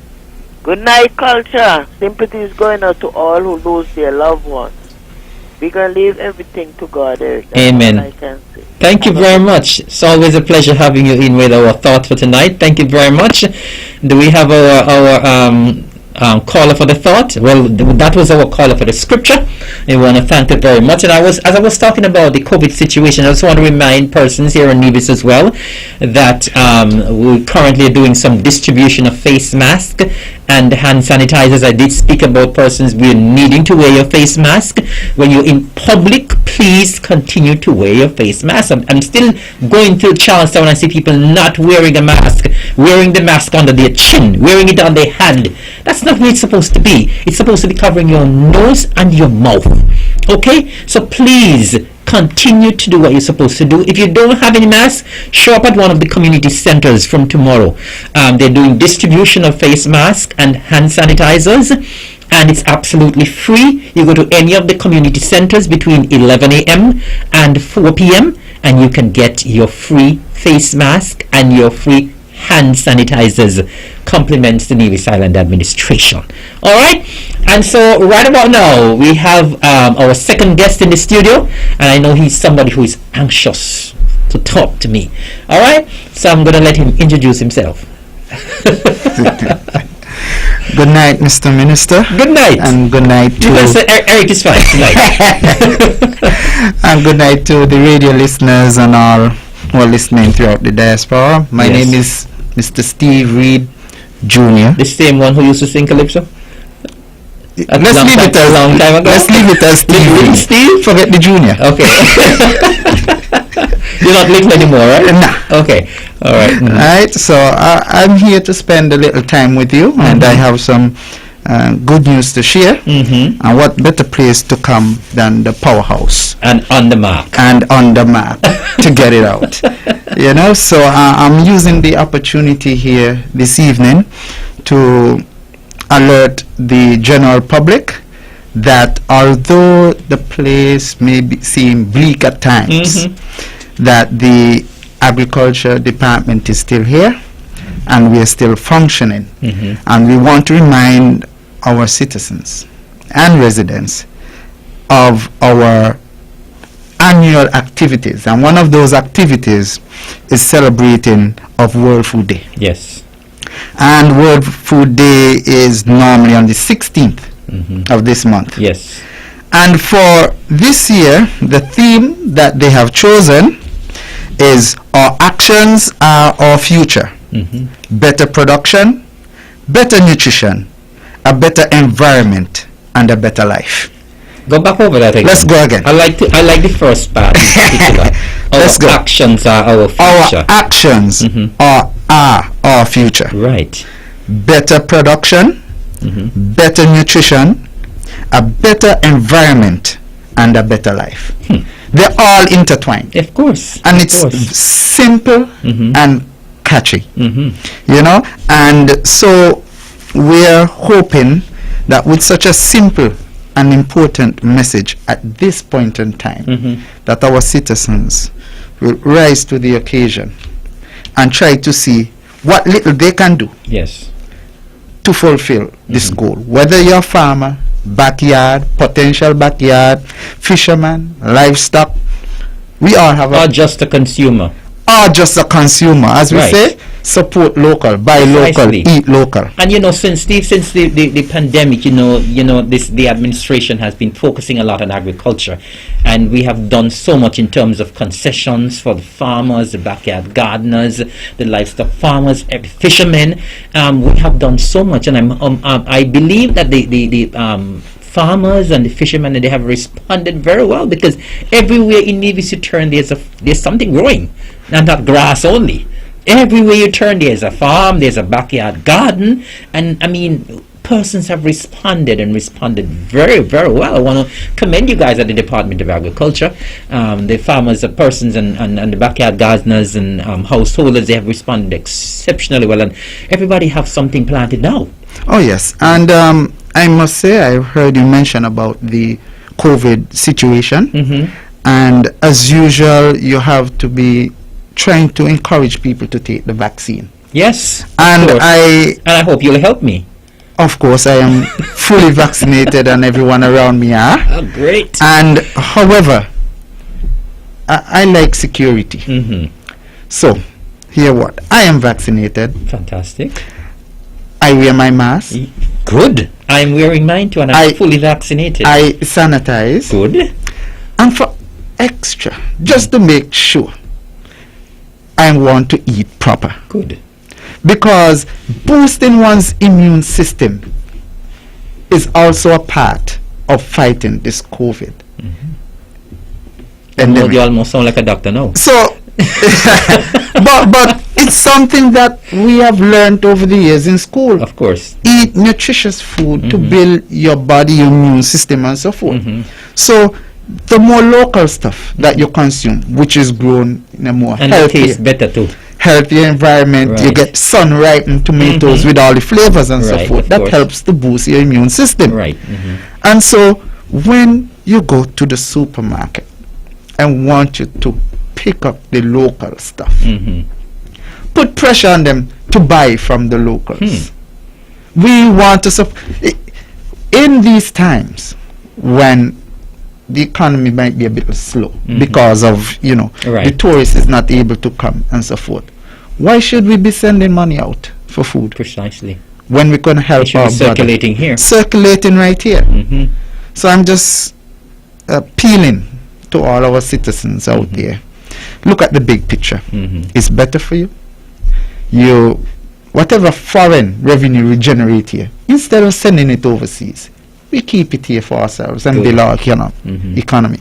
So I don't think that I have as much fans as you, but I'll try and do my little part. I mean, with this kind of education that you're given tonight, I believe by the end of the night you'll have more fans than me. I'm going to try to do my little part here and try to see how we could get our population to eat healthy. And vaccinate. I want to be covered all over. Right. Eat healthy, vaccinate, and follow the protocols. Fantastic. All right. So man, say you sound like a doctor. And by the way, you didn't tell the person what's your status at the Department of Agriculture. Well, yes. As I said, my name is Steve Reed. Put junior in brackets. There is a younger one as well. Okay. And I'm Chief Extension Officer. Good. All right. So I have a lot on my plate. Good. And so being here tonight is a part of my job to educate people. We educate farmers, and it's a two-pronged approach. We have to educate the consumers as well. All right. So for this World Food Day, yes, we are going to have a few activities. Normally, we normally go out in a big style. Yes. But because of the protocols and so forth, we try to scale back a bit, but still have the kind of impact that we want in society. So we have a few activities. The first one was held already on October the 12th. Yes. At Cades Bay, where we had our award ceremony. And I must say at this point, in 2020, our open day was abruptly called off. Yes. And so we didn't get the opportunity to award all those farmers who had excelled and really performed, and along with our staff. Yes. And so they didn't get the light to be shined upon them at that point in time. And now in 2021, we decided we have to give some sort of recognition because they performed then, and they even performed under more serious and strenuous conditions. Oh yes. And so we had this ceremony where our livestock and crop farmers who excelled and did extremely well in serving the public, to award them and show them our appreciation. We also showed appreciation to some of the vendors, some of the supermarkets that were purchased local stuff. Okay. I must say, such as the Four Seasons and Rams, we try to encourage them and show them that we see that you're making an attempt. Right. And, one of the major purchasers of local crops were some of the schools. What? Yes, Good. That's from preschool age. So we realize that from an early age, we are trying to get them molded and acquire the taste Yes. for local, for vegetables and so forth. I mean, I yourself want to complain if my chicken too small or something like that. But learning how the body works and seeing how the effects of COVID over the television. Yes. I'm eating more veggies and more lettuce and stuff like that. So I have acquired the taste even more. Yes. Because of the present situation. And so I'm hoping that the kids don't have to wait until a late stage. They start early, and so they will pass it on to their generation. So Right. I wouldn't have to my whoever replaces me in this role later on wouldn't have to convince anyone. You know you ain't going any place anytime soon. I hearing you. All right.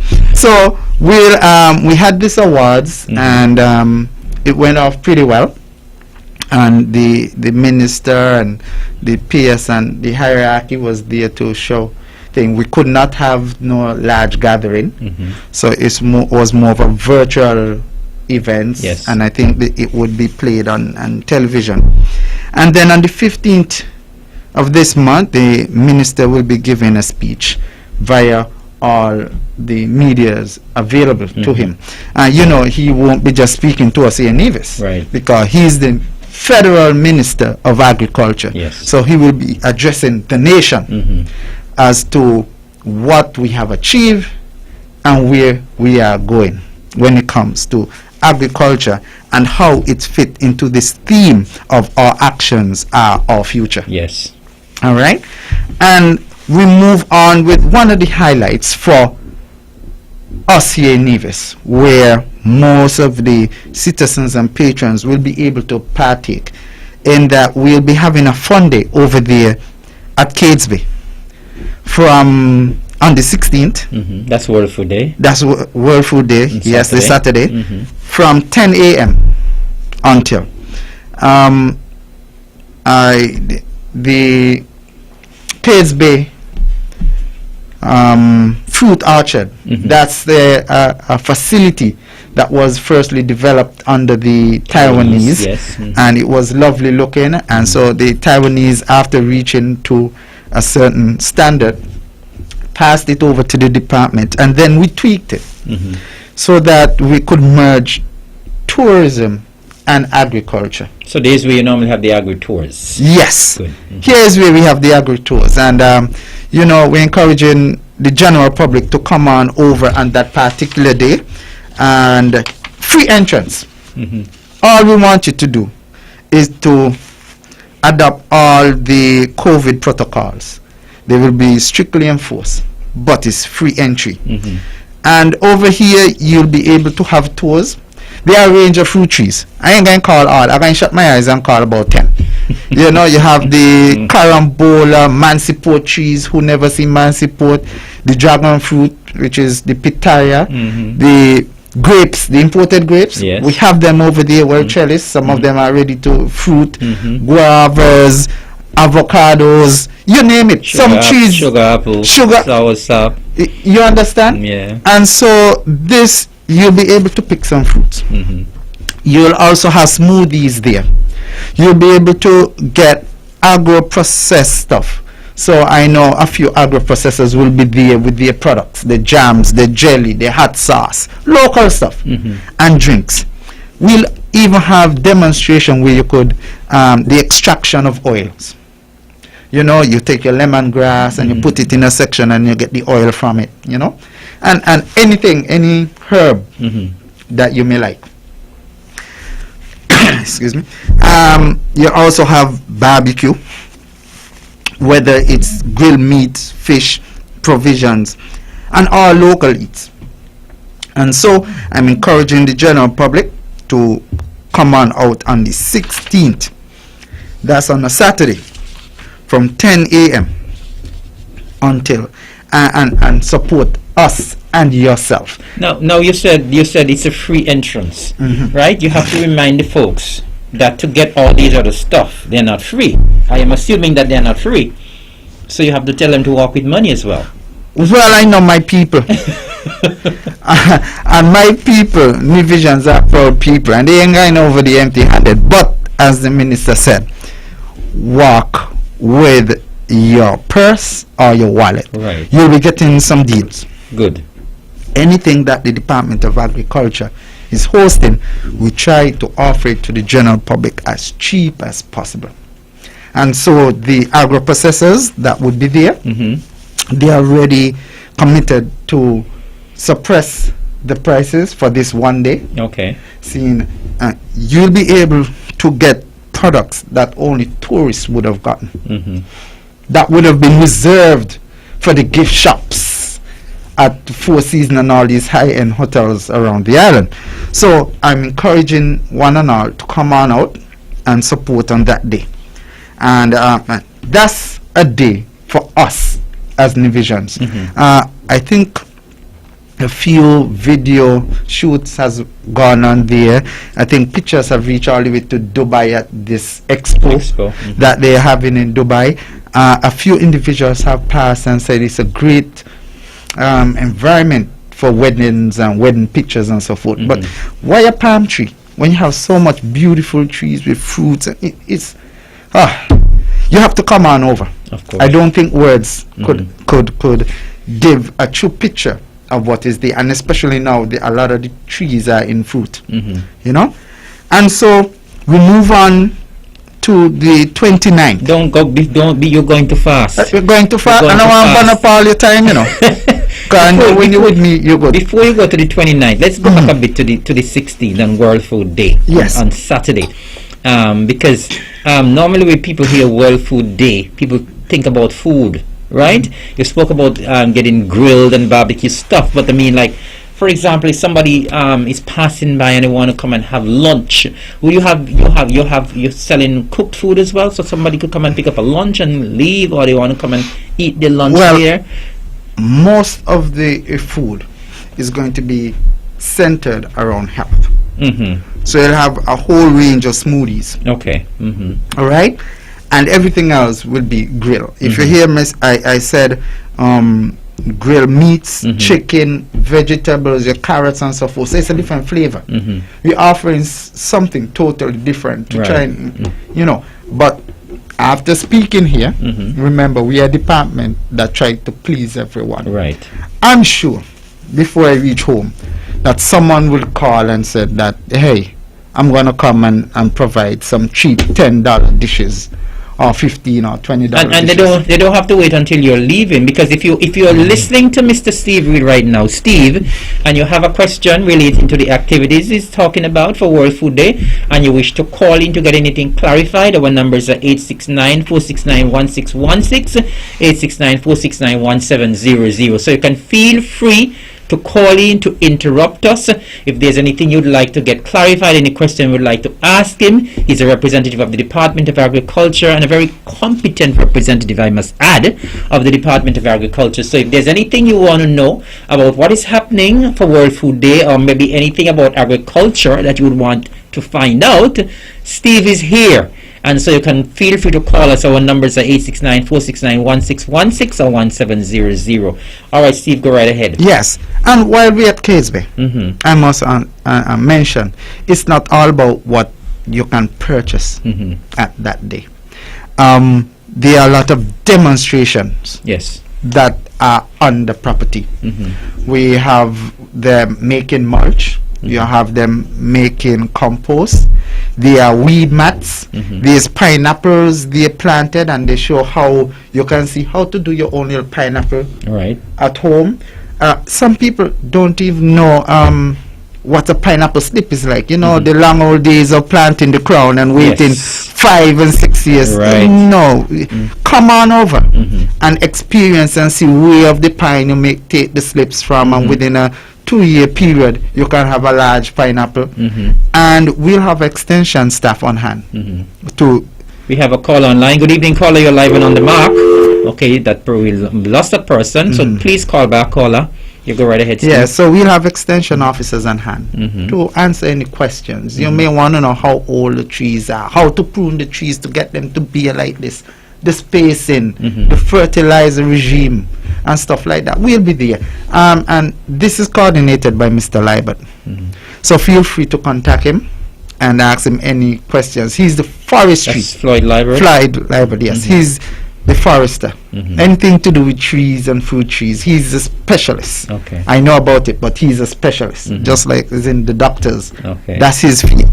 And he's coordinating this project. And that's why he's not here tonight. He's so busy trying to make sure every T's crossed and I's dotted. He's doing forestry in the night too. Well, planning, you know. So he's a bit exhausted because he's been working around the clock to make sure everything is in place. So I must, I know the event is going to be a success. So I must congratulate him. He came up with the idea, and we ran with it, and we are giving him all the support that is needed. And I know that the Nevis people will turn out. Just take a drive across. Did you say what time the event starts and what time it ends?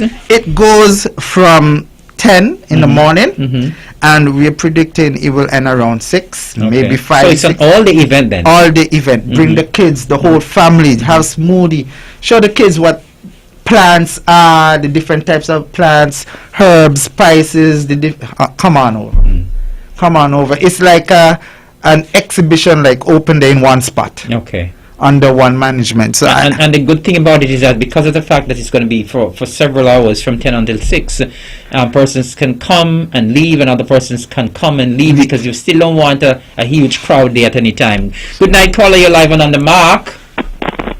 Hello? Good evening. You're live on the mark. Good evening, brother Eric. How are you? I am cool. How you doing? Oh, if you're cool, I am ice.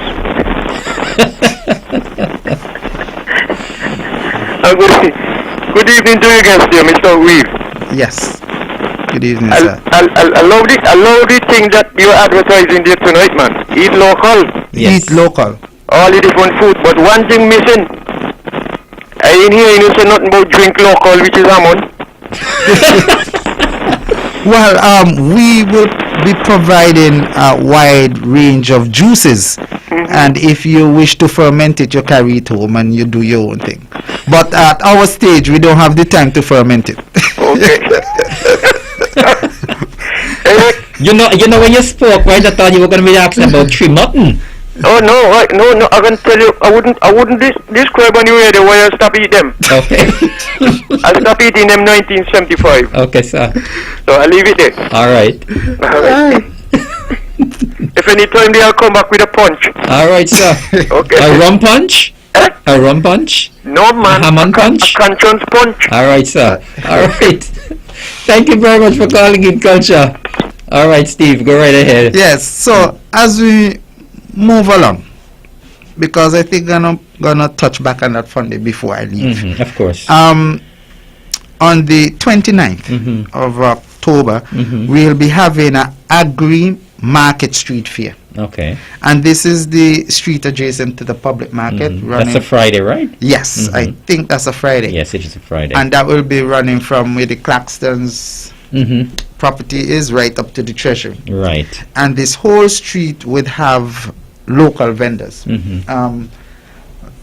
which will include the fishery that is right next door, a whole range of vegetables, meats as well, jelly water, anything. We'll even have individuals there with local patties and tarts that's made all local, right, to offer to the general public. We'll have entertainment, we'll have a whole range of stuff, and this will be in the heart of Charlestown on the Friday. Yes. So we are offering to the people a local venue to get local stuff before they ever reach thinking about going to any supermarket. And the good thing about this is that they'll be able to meet their farmers. They see where and who is producing their food, so that they could give a comment, and say, hey, that melon they gave me, it was lovely. The kids don't love it, but at the first time they eat off and stuff like that.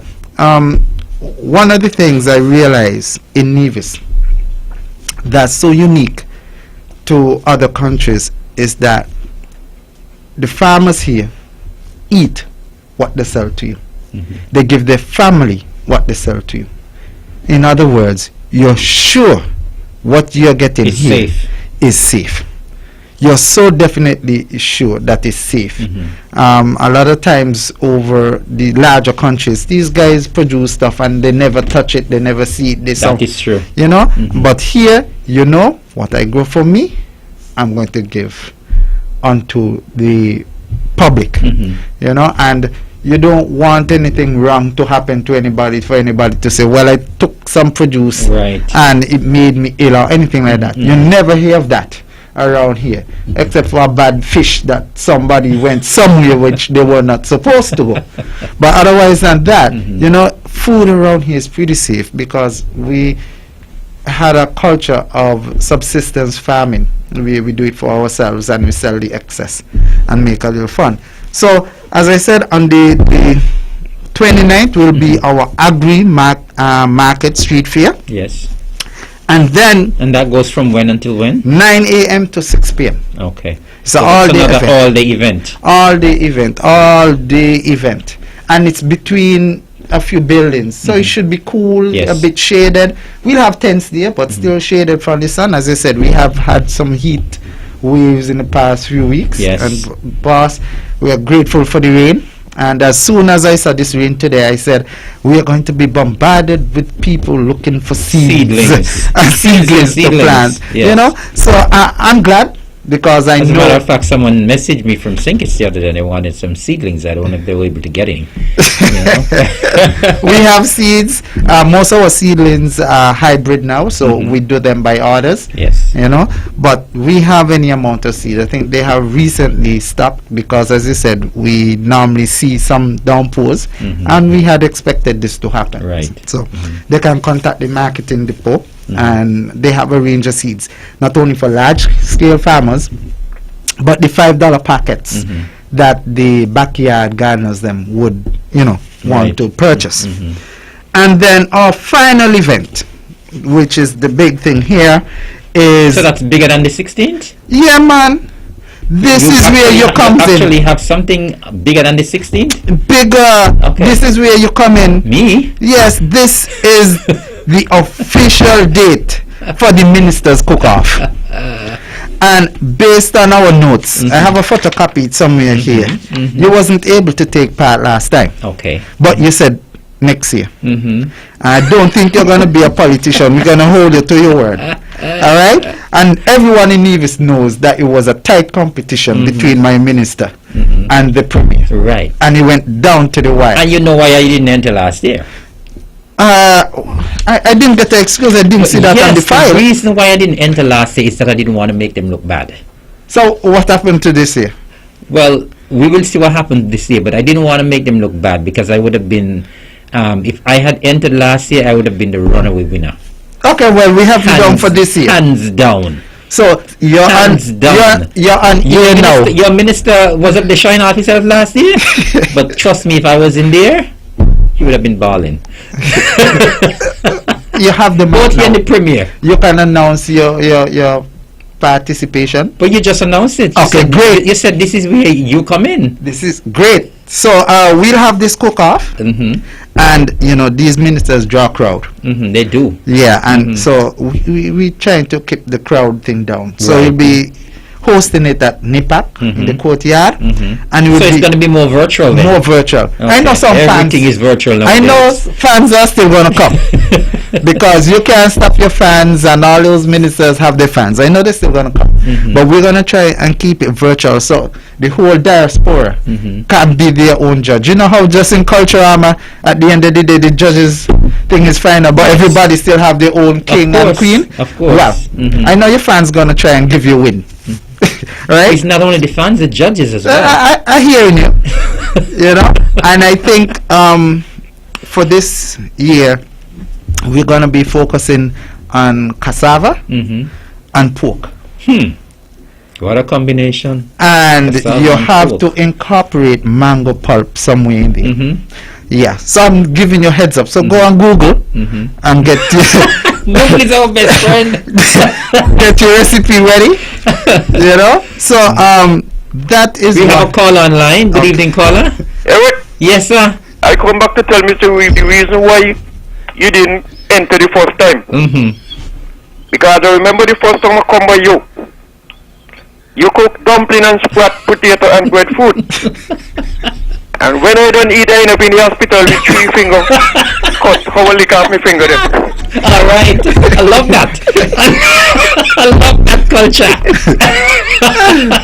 So I can defend you. The food was so good, right? Ah, boy. When I done, you only wash the plate because to kill any bacteria because you will lick out the sauce. Food was good. You see what I mean, Eric? Yes. With your fans? Yes. Yes, your fans don't say you win hands down. But anyway. Okay then. Culture, thank you very much. Yes. Next time you come back, I'm going to do another menu, alright? Alright. Okay. Don't tell them what. No. Alright? Okay. Okay, Steve. And you know something? Yes. Man pot sweeter than woman pot, you know. Yes. And then why even they make your food so sweet because you cook it on 3 stone? Yes. You remember all of that too? Yeah, because the smoke went in the pot as a season. Stone can't cook food so sweet. Culture, thank you very much. Yes, man. Okay. All right, have a good night. All right. So, Steve, you said we're thinking about cassava. Cassava And as the pork. main dish. And pork. And you must incorporate mango I'm pulp. already thinking about my dish, you know. You know? I'm already thinking about my dish. And we have... mango braised pork. Oh boy, I shouldn't be giving any ideas to the other ministers. You know, so I shouldn't be giving any ideas to the ministers at all. I shouldn't, but you know. But at least you're telling them what they're going to be working with. Yes. Pork and cassava. And you must incorporate some mango pulp in it, and a secret recipe thingy, which we have Chef Henville on board, working, you know, all the fine points and how the judging, the criterias and so forth. But you know, I assume that taste is going to be the highest. Right. You know, and presentation. Those two always carry the most points. You know. For your sake, I don't know if your friend you cooked for here was hungry. Because normally when you're hungry, everything tastes good. You know, Eric. You're trying to dismiss me? I'm not dissing you. That's not good. But these judges would not be here on an empty stomach. How do you know? Huh? How do you know that? Because we have professionals. Okay. All right. So professionals don't get hungry? The first time I did wine tasting, where I flew all the way to Taiwan, and they taught me some wine tasting. And they taught me to spin it around your mouth and spit it down the drain. Wow. And then rinse your mouth with some purified water. And then they had some big fans to suck out the scent before the next wine comes in. I failed. I failed. So it's an art in judging, right. especially these kind of stuff. So we have professionals judging it. Wow. You know, so don't feel as if you're gonna get away that easy this time. So I see we pressing on time. So I'm just with reiterate again. The theme for this year: our actions, our future. Better production, better nutrition, a better environment, and a better life. All right. I really love that, and as I said, especially the first part, our actions. Our future. Our future. I hope everybody's listening, because what you do now determines your future. What you do now determines your future. And so we continue to talk about the importance of eating healthy to get your immune system boosted. We continue to talk about playing things, doing things the safe way, obeying all of the protocols. If you decide to be careless and carefree and decide, well, I'm not putting on a mask, I'm going to town, I'm going to go into a crowd, I'm not going to wear a mask. That is your action now, but it could determine what happens to you tomorrow, whether you end up in the hospital, whether you end up with COVID, whether you die from COVID. And so your action, I mean, that theme says so much, not only for World Food Day, not only for agriculture, but it says it has such a strong meaning, Steve, and especially the times that we are living in now with this pandemic. What we do now determines our future. Yes. You know, if we decide to take the vaccine or not to take the vaccine, it determines the future. I spoke a while ago about the over 4.8 million deaths from COVID. And you know why a lot of those deaths were taking place? Because person did not do what they were supposed to do. And so now they don't have a future. Exactly. They don't have a future. They're in the grave. They would have been cremated someplace. They do not have a future because they did not do. They listen to all of the nonsense. Even some of the you hear some stories of around the world where persons in the health sector, nurses, doctors, not deciding not to take the vaccine, and they end up in the grave. They did not do what they were supposed to do. Your action determines your future. What you do now decides what's going to happen to you tomorrow and next week and next month and next year and 2 years down the road. You don't take the vaccine, you don't boost yourself, you don't wear the mask, you don't hand sanitize, you don't social distance. You get COVID. Down the road you have long COVID. You've heard of long COVID and the effects of long COVID. You end up in the hospital, you end up on a ventilator. You can't breathe. You have issues. And we're saying that you need to take action now to determine what happens to you in the future. And so as I said, that theme is, that first part of the theme is very, very telling. It's very profound because I want people to think about it.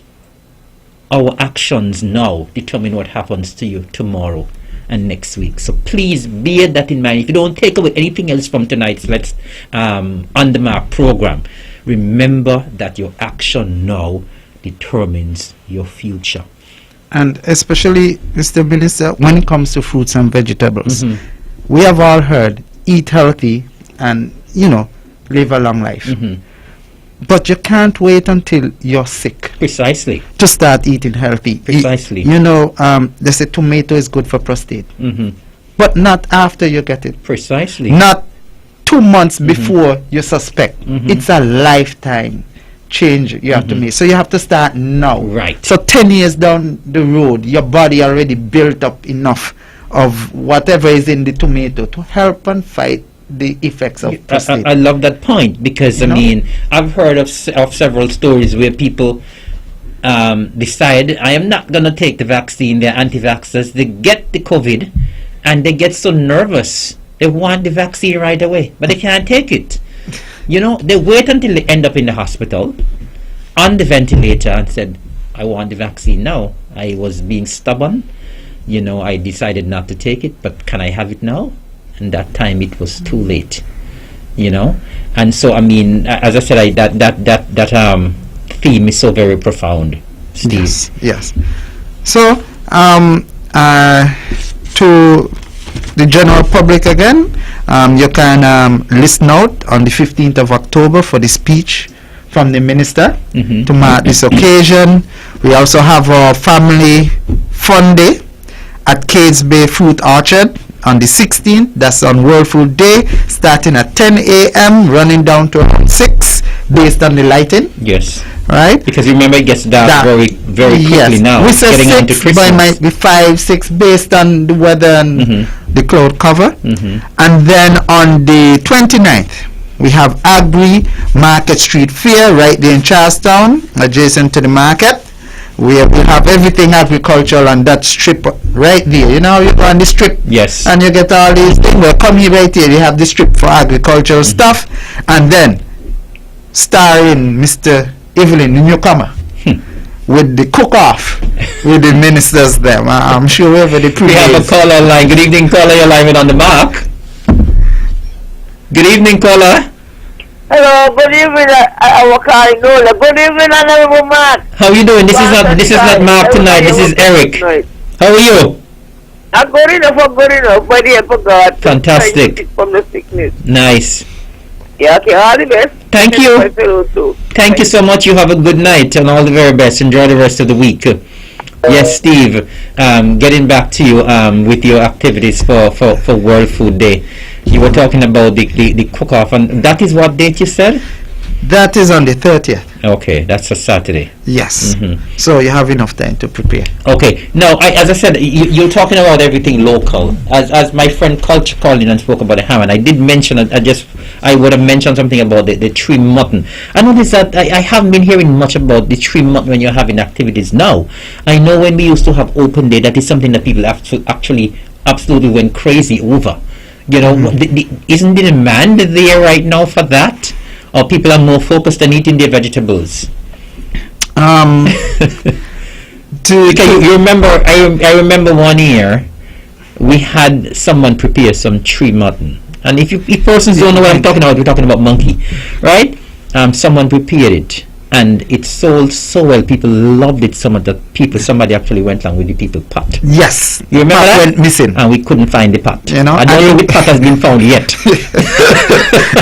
No, you know, and this is not a joke, eh? Serious. This is. It was a big pot, Yeah. like what they cook the goat water. Yeah, It was a and big, somebody went along with the pot. you know, I And was. up to yet the pot ain't find yet. It went right down to about the quarter mark, and then don't know what happened to the pot from there. But I believe probably that is why you all had stopped cooking the monkey, because we all didn't want anybody's pot to disappear. you know, but there are people who have acquired the taste. The youngsters who haven't come up with it, I think we have to introduce it as a part of culture. Where we've been exotic thing.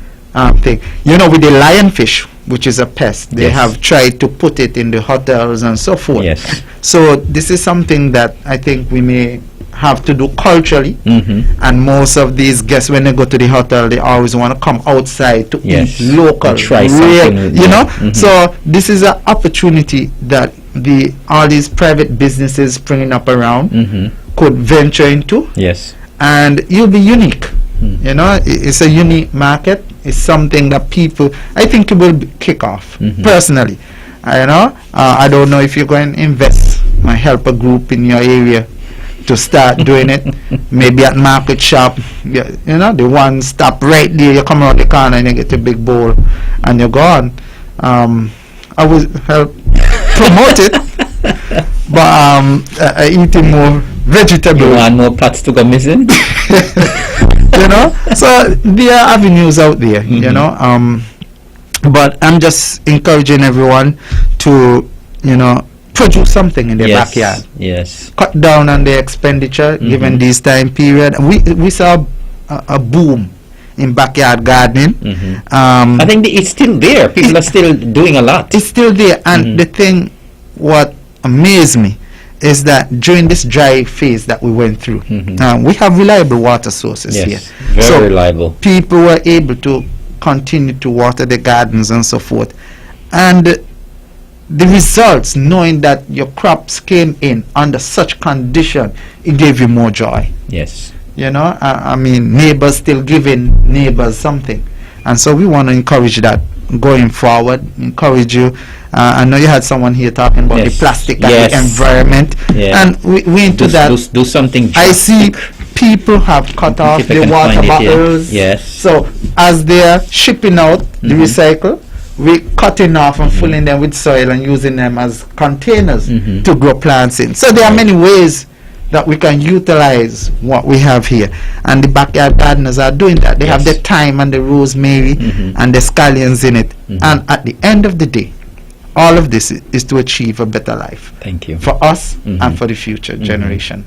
Thank you so much, Steve. Well, very well said indeed. You came well prepared, brimming with information, and of course, always very eloquent and fluent. So I want to thank you for coming to On the Mark tonight. And of course, you know, we have to brave the weather to come here. It's raining. That's a but, good thing. It's a good thing. Rain is what, once we're in agriculture, we love the rain anyway. Oh, yes. We love the rain. And so thank you for coming and sharing the information. I hope everything is going to go very well with all of the activities, in particular on Saturday for World Food Day, when people can go to Kate's Bay and get a taste of things, something local.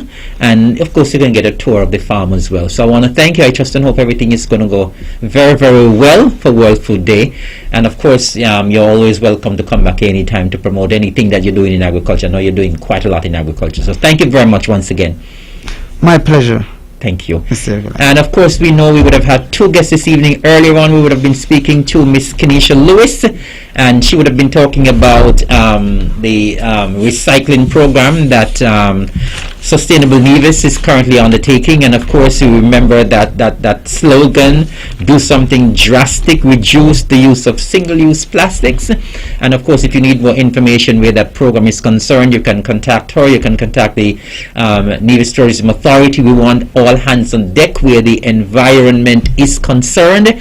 And so we want to thank our first guest, Ms. Kenesha Lewis. And then of course we have still here with us Mr. Steve Reed, the Chief Extension Officer at the Department of Agriculture. They continue to do a wonderful job there at the department. And of course Steve came to talk about the activities that they're having for World Food Day 2021. We want you to support the activities. We want you to continue to eat healthy, continue to do what you have to do in terms of the protocols, and please remember, as I said earlier on, 21 deaths for St. Kitts and Nevis is entirely too many, and so we're asking you to please do what you have to do. Please, if you haven't done so yet, go out and take the vaccine. Protect yourselves, protect your family, protect St. Kitts and Nevis. And of course we want to thank you for joining us on the Mark tonight. And of course remember, listen tomorrow again. If you listen tonight, it's always good to listen twice. So tomorrow is a rebroadcast at 1 p.m. It has been my pleasure hosting On The Mark for tonight. Thank you. God bless you. Have a good night.